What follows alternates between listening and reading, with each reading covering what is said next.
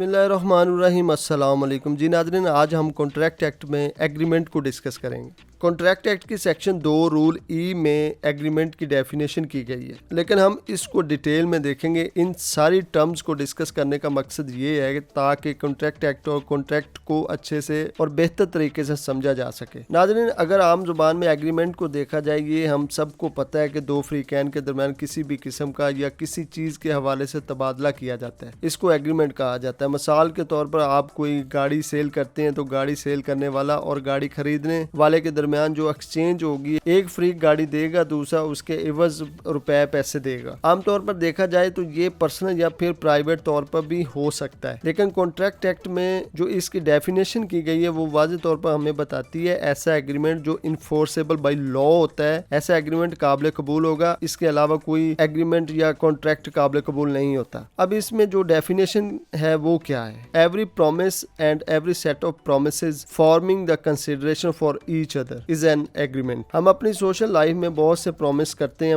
मिसाल के तौर पर आपका दोस्त आपको अपने घर दावत पर ऑफर करता है कि आप फलां दिन मेरे घर पर खाना खाएं। आप उसकी इस ऑफर को कबूल करते हैं, एक्सेप्ट करते हैं और उससे प्रॉमिस करते हैं कि मैं उस दिन आपके यहाँ खाना खाऊंगा। लेकिन जिस दिन आपने दावत पर जाना होता है तब आपका कोई भी काम जो कि बहुत अहमियत का हामिल होता है आप वो कर लेते हैं, लेकिन दोस्त से किया गया प्रॉमिस आप छोड़ देते हैं और माफ़ी मांग लेते हैं। तो इस तरह आपका दोस्त आप पर किसी भी किस्म का केस दर्ज नहीं करेगा कि आपने मेरे साथ प्रॉमिस किया था और आप आए नहीं है इसलिए मैं आप पे केस कर रहा हूँ। तो ऐसे जो होते हैं ये सोशल कॉन्ट्रैक्ट होते हैं, सोशल एग्रीमेंट्स होते हैं, सोशल कंसिडरेशन पे बेस्ड होते हैं वगैरह वगैरह। इस चीज़ का ख्याल रखें कि कॉन्ट्रैक्ट एक्ट के मुताबिक हर एग्रीमेंट वो इन्फोर्सेबल बाई लॉ होता है। हमने इस हवाले से इसको स्टडी करना है। अब डेफिनेशन में जो प्रॉमिस की बात की गई है वो हमने प्रीवियस वीडियोस में डिटेल में देखा था। जब दो फ्रीकैन एक दूसरे से कम्युनिकेट करते हैं जिसमें किसी भी किस्म की कंसिडरेशन मौजूद होती है तो वो एग्रीमेंट कहलाएगा। मिसाल के तौर पर आप एक घर किराया पर लेना चाहते हैं तो घर किराया पर लेने की कुछ रिक्वायरमेंट्स होती हैं, जिसमें सबसे पहले तो